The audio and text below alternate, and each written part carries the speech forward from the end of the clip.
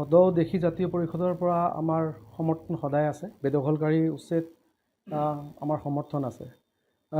বেদখলকাৰীক এনেকৈ প্ৰশ্ৰয় দিলে গোটেই অসমখনৰ ভূমি এদিন বেদখল হৈ যাব।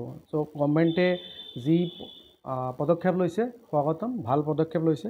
কিন্তু আমি ইয়াতে এটা ক'ব বিচাৰিছোঁ যে আমাৰ কিছু সংখ্যক, মানে খুব কম সংখ্যক, নগণ্য সংখ্যক দেশী মানুহ আছে, হয়তো সেইখিনি পুনৰ সংস্থাপনৰ ব্যৱস্থা কৰি উচ্ছেদ কৰিবলৈ মই আহ্বান জনাইছোঁ চৰকাৰক।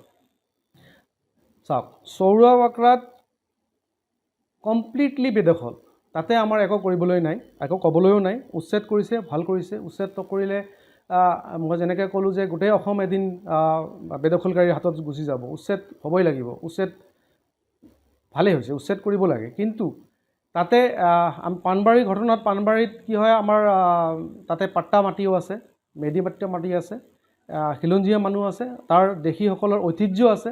পাণবাৰী মছজিদখন এটা আমাৰ কাৰণে প্ৰতীক, আমাৰ আৱেগ, দেশী মানুহৰ কাৰণে আৱেগ জড়িত হৈ আছে। সেইখিনি আপোনাৰ গভৰ্ণমেণ্টক মই ৰিকুৱেষ্ট কৰিছোঁ যে ভাবি চিন্তি কৰিব। উচ্ছেদ তাতে নহয়, তাতে অধিগ্ৰহণহে হ'ব। উপযুক্ত প্ৰতিদান দিব, মানে হেৰি কৰিব, অধিগ্ৰহণ কৰিব। তাতে উচ্ছেদৰ কথা নাহে। আৰু যিখিনি চৰকাৰী ভূমি সেইখিনিতো উচ্ছেদ কৰিবই। সেইখিনি আমাৰ কোনো তাতে দ্বিমত নাই, আমি চৰকাৰৰ লগতে আছোঁ। উচ্ছেদ কৰিলে একো নাই। কিন্তু পাট্টা থকা দুই এখন আমাৰ ৰেভিনিউ ভিলেজ আছে, আৰু তাতে পাণবাৰী মছজিদখনো আছে, য'ত আমাৰ ঐতিহ্য, সেইটো ৰক্ষা কৰাৰ দায়িত্ব চৰকাৰৰ হয়। চাওক, আমছুৱে 1,40,00,000 কওক, 2 কোটি কওক, 4 কোটি কওক, তাতে দেশীসকল নাই। দেশীসকল কেতিয়াও থাকিব নোৱাৰে। আমছু দেশীসকলৰ অভিভাৱক নহয়। ইহঁতে ৰাজপথ কঁপাব, কি কঁপাব, কঁপাই থাকক, দেশীসকলক বাদ দি ক'ব। আমছু আমাৰ অভিভাৱক নহয়।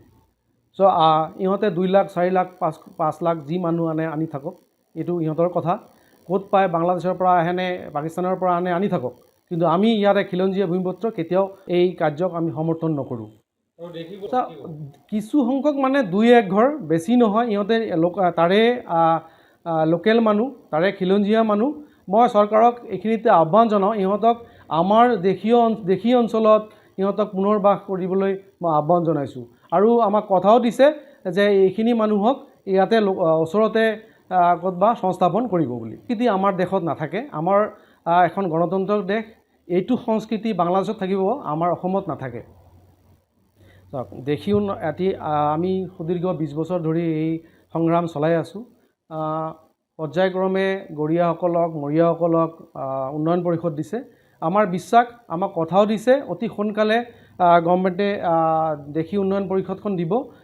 মই আশা কৰিম এই অতি সোনকালে, এই 2026ৰ আগে আমাক দেশী উন্নয়ন পৰিষদখন দিবলৈ মানে আহ্বান জনাইছোঁ। আৰু এইটোৱে আমাৰ পৰিচয় হ'ব, আমি যে ভূমিপুত্ৰ খিলঞ্জীয়া। আমাক দেশী উন্নয়ন পৰিষদখন দিলেহে আমি আমাৰ ঐতিহ্য ৰক্ষা কৰিব পাৰিম।